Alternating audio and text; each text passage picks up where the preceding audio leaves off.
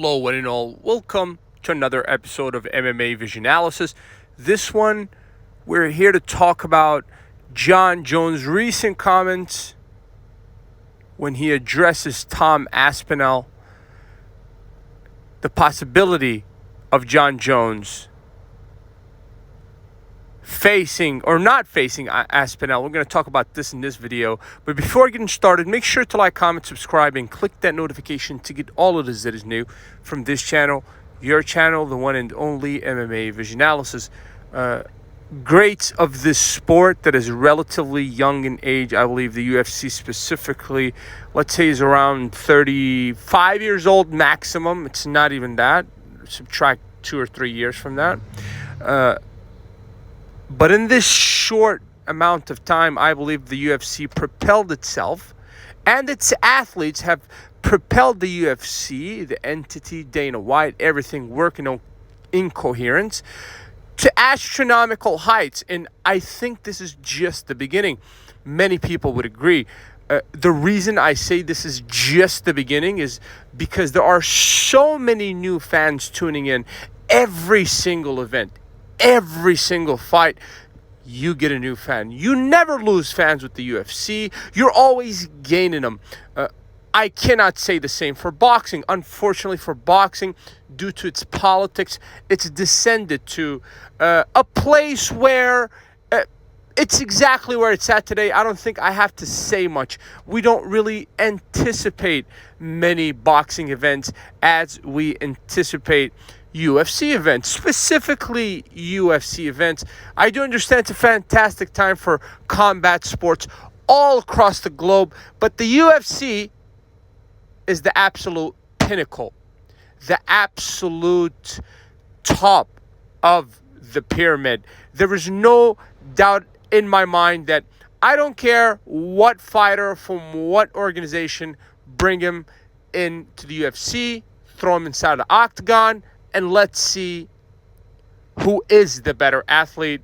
As they say, let the best person win. That being said, in the 33 to 35 years that the UFC has been in business, really, let's say effectively only the last 15 to 20 years where it's really popped on the scene, not to go into the details of how and what the UFC was dealing with throughout the first 10 years of Dana White being around, and everything that's kind of happened after the 2000s, the new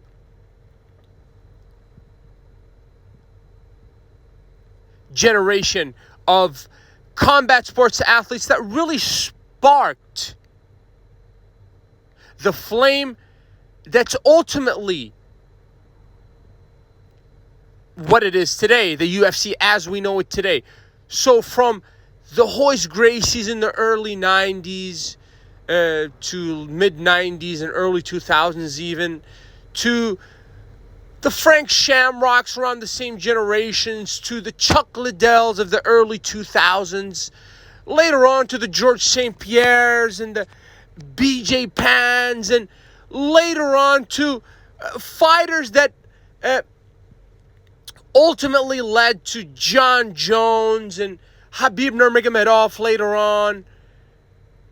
And now we have many greats, arguably so many greats, more than ever, the likes of Islam Makhachev, the likes of Sugar Sean O'Malley, the likes of Alex Pieda and Stylebender, and I'm missing so many names. I do understand. I'm not here to name particular names.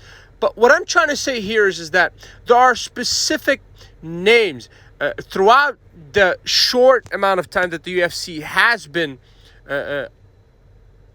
out there. And what I mean by out there, is like the popularity that it has now. It's been around for a while, but it's only popped on the scene really, let's say, around 2004-ish, the Chuck Liddell days. That's when I first kind of found out about the UFC. It was just Chuck Liddell. That's probably the most iconic figure that I was first aware of when it comes down to knowing about the UFC specifically. And obviously so many names afterwards, the Nate Diaz, the Diaz brothers and generally, whether it be Nick or Nate, and so many other names that made us fall in love with the sport that's relatively young, as we said. Now, that being said, there are names that cemented their names as being greats in this sport. The likes of Hoist Gracie, the likes of Chuck Liddell, the likes of George St. Pierre, Habib Nurmagomedov, and of course, Jon Jones. Despite the inactivity for Jon Jones for the past, let's say, 6-7 years, Jon Jones has been more inactive than he has been active. When I think of Jon Jones, it's like the guy almost fought in like 2 or 3 generations, in all honesty. Johnny has been around for so long, the 37-year-old, the current heavyweight champion of the UFC. And it's very interesting for me to actually stop and think and you know, it's mind-boggling to me that Jon Jones has been around for so long now. I want to say 13, 14 years, if I'm not mistaken, in the UFC. A very, very long time. I want to say at least 2010, 2011, when Jon Jones first burst on the scene. And this is spectacular to me that the guy's still fighting top of the world, really. Being top of the heavyweight division, the best division, arguably, in the UFC, just given to consideration that it's the heavyweight division. Jon Jones still top of that. He was king of the light heavyweight division for so long.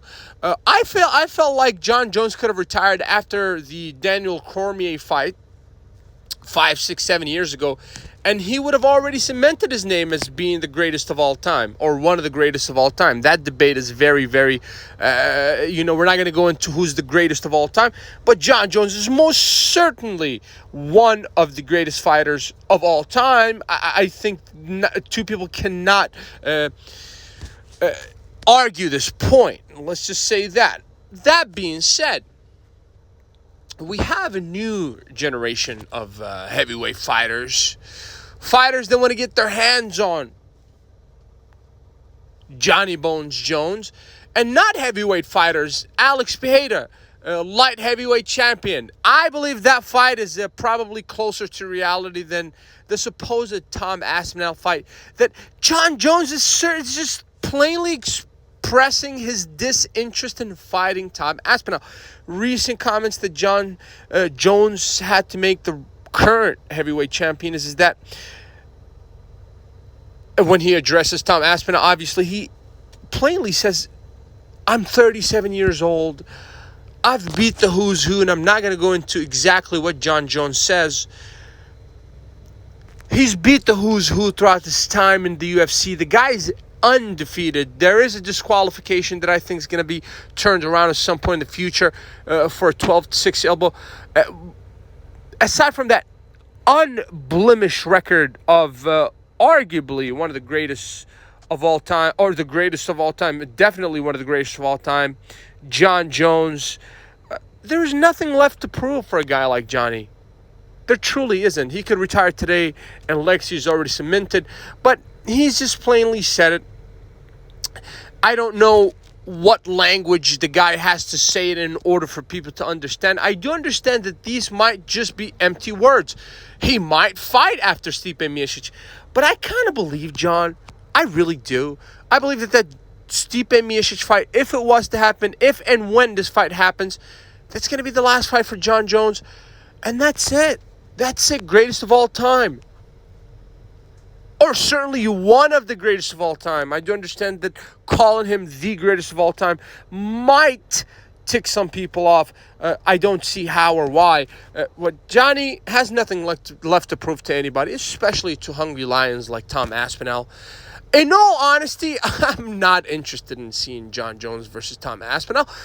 If John was to fight after Miocic, or if he was to fight at all, I'd rather see Johnny versus Alex Pereira. That's a fight I would love to see.